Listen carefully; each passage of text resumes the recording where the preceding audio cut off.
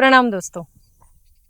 मोक्षदा एकादशी, जिसे हम पुण्यदायी एकादशी के नाम से भी जानते हैं या तो फिर मोक्षा एकादशी के नाम से जानते हैं, तो मार्गशीर्ष के जो शुक्ल पक्ष में आती है इस तिथि को हम मोक्षदा एकादशी कहते हैं। तो ये एकादशी हमें मोक्ष प्रदान करने वाली है। यानी जैसे जन्म हम लेते हैं तो मृत्यु अटल है, तो मृत्यु के बाद अगर आप नीच योनि में या तो फिर ऐसा कहा जाता है कि पाप लोक में अगर आप जाना नहीं चाहते हैं और वैकुंठ धाम में यानी हमारे भगवान विष्णु के धाम में अगर आप प्रयाण करना चाहते हैं या मोक्ष प्राप्त करना चाहते हैं तो ये मोक्षदा एकादशी का आप ज़रूर व्रत कीजिए। मोक्षदा एकादशी का व्रत करते समय हमें जो नियम जो आचरण में लाने हैं वो कुछ इस प्रकार है। यानी मोक्षदा एकादशी की तिथि के अगले दिन दशमी के दिन से ही आपको इसके व्रत के नियम का आचरण करना शुरू करना पड़ता है। तो दशमी के दिन हम रात को भोजन नहीं करेंगे, जैसे मैंने कहा कि हम मांसाहार नहीं करेंगे, प्याज नहीं खाएंगे, लहसुन नहीं खाएंगे। वैसे चावल भी आप इस दिन आप उसका इस्तेमाल नहीं कीजिएगा।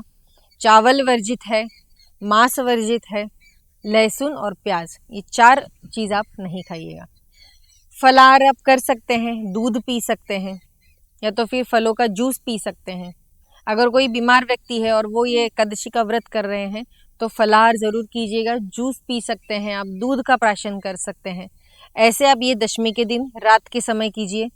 दूसरे दिन जब मोक्षदा एकादशी है, ये एकादशी का सबसे अच्छी चीज़ यही है कि इसी तिथि पे हमारे भगवान कृष्ण ने कुरुक्षेत्र में अर्जुन जी को गीता बताई थी, इसीलिए इसे गीता जयंती के तौर पे भी मनाया जाता है।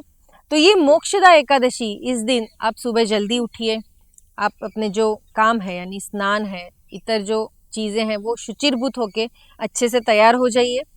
इस दिन हमें वस्त्र कौन से परिधान करने हैं, तो गुलाबी रंग के वस्त्र हमें परिधान करने हैं, क्योंकि आप सभी जानते हैं कि जब हम माँ लक्ष्मी की आराधना करते हैं तो भगवान विष्णु प्रसन्न होते हैं। वैसे ही अगर आप लक्ष्मी जी को प्रसन्न करना चाहते हैं तो भगवान विष्णु की आराधना करना भी उतना ही ज़रूरी है।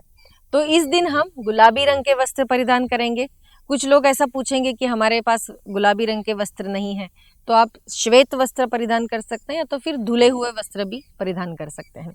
इस दिन हमें ज़्यादा से ज़्यादा अगर आपको अगस्त के फूल मिलते हैं तो अगस्त के फूल का भी बहुत ही महत्व है। उस दिन आप भगवान विष्णु को अर्पण कीजिए।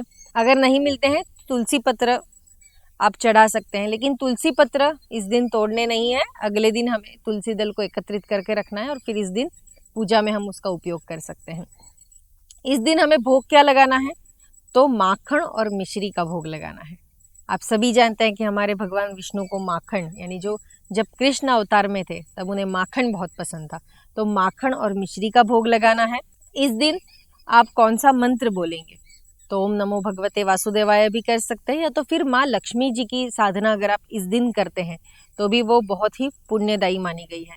तो सर्व मंगल मंगल्ये शिवे सर्वार्थ साधिके शरण्ये त्र्यंबके गौरी नारायणी नमोस्तुते, इस मंत्र की भी आप आराधना कर सकते हैं। स्फटिक की अगर माला है आपके पास तो उसके ऊपर इसका उच्चारण कीजिए या तो फिर मंत्र जाप कीजिए। अगर नहीं है तो सिर्फ उच्चारण भी कर सकते हैं। पूर्ण दिन आपको ये मंत्र जाप करना है। आप अभी अगर कुछ काम भी कर रहे हैं तो अपने मन में भी ओम नमो भगवते वासुदेवाय नमः इस मंत्र का उच्चारण कर सकते हैं। काम करते समय अगर आप कहीं बाहर गए हैं तो वहाँ पे भी आप मन में ये मंत्र का उच्चारण कर सकते हैं। तो ऐसा ये मोक्षदा एकादशी के दिन हमें ये सारी चीज़ें करनी है। रात को जागरण करना है, भगवान की स्तुति करनी है। अगर कुछ पढ़ना चाहते हैं तो श्रीमद् भागवत पढ़ सकते हैं या तो फिर गीता का पठन ज़्यादा से ज़्यादा इस दिन आप कर सकते हैं।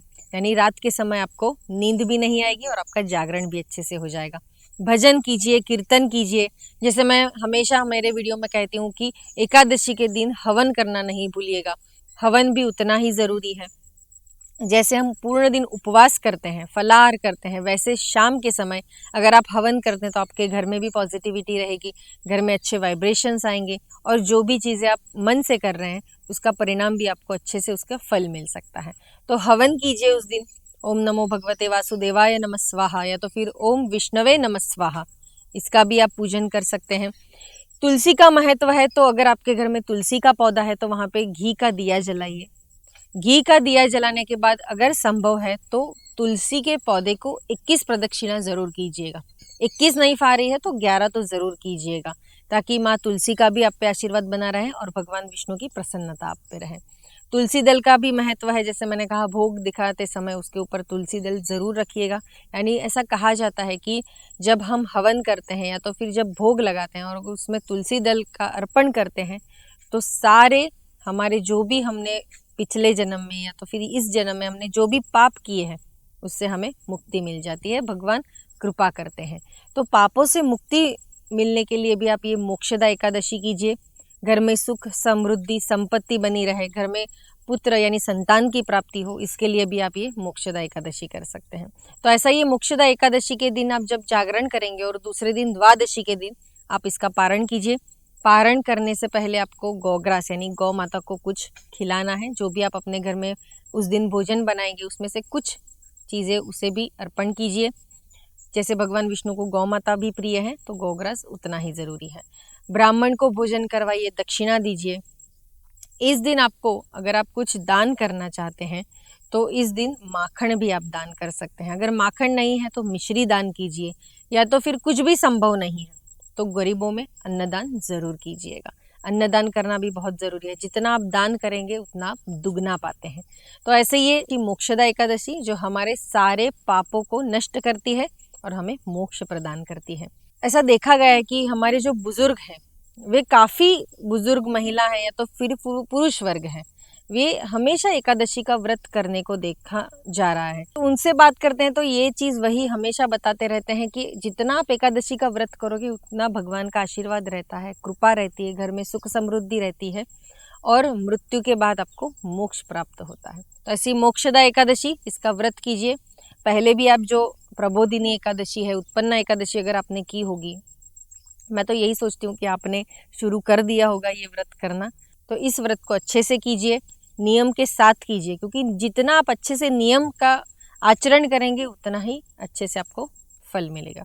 और भगवान विष्णु से आपकी मनोवांछित जो भी फल आप पाना चाहते हैं उसकी प्रार्थना कीजिए और साथ में क्षमा भी मांगिए कि अगर मुझसे कुछ भूल हो गई है तो भगवान विष्णु जी हमें क्षमा कीजिए। ऐसे ये मोक्षदा एकादशी। अगले एपिसोड में और एक एकादशी के बारे में हम बात करने ही वाले हैं, कैसे आचरण करना है, कैसे नियम, क्या भोग दिखाने हैं। मिलते हैं अगले एपिसोड में, तब तक इस चैनल को सब्सक्राइब कर लीजिए, वीडियो को लाइक कीजिए, शेयर कीजिए। और छोटे बच्चों को अगर आप ये व्रत करवाना चाहते हैं तो भी करवा सकते हैं। अभी से अगर उन्हें ऐसे संस्कार दिए जाए तो आने वाली पीढ़ी अच्छे से आगे जाके बढ़ सकती है और काम कर सकती है। धन्यवाद।